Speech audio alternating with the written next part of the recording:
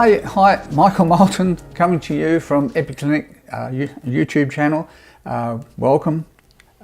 Today I want to talk about something which is really disturbing, and that is about young women with overly filled lips and huge cheeks.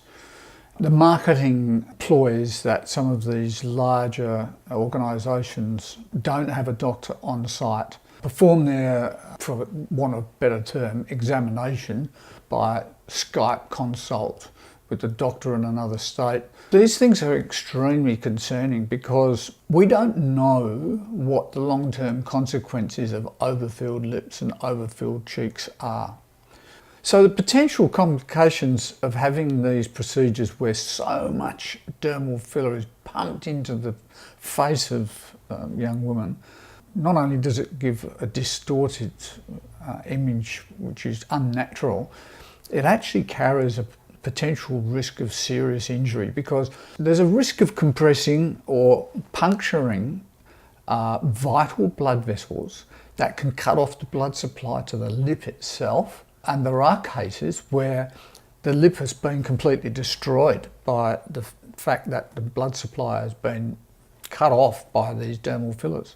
It's a devastating thing for a person to go through, to have reconstruction surgery as a result of these sort of accidents. And they're much more common when such large quantities of these dermal fillers are just pumped into the face. When these procedures are taken away from the proper medical model of where the doctor takes a history from the patient, examines the patient, and we're not just talking about physical history, but understanding the vulnerability of the patient and the lack of information that the patient may have about complications. These are the really important things that are just not being properly policed.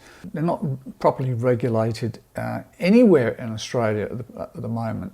So it comes down to the morals and the ethics of the people that are actually performing these procedures. You don't have to treat a patient just because they want huge, humongous lips.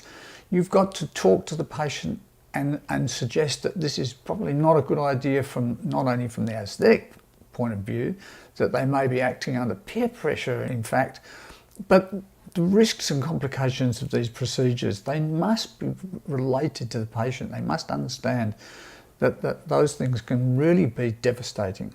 You need to do your research on these things. If you're going to go down that pathway, don't get something that is unnatural looking. It could be hazardous, it could be dangerous, it could leave you permanently scarred. We don't know the result in the end of what these things will do in terms of over-the-top blown up faces.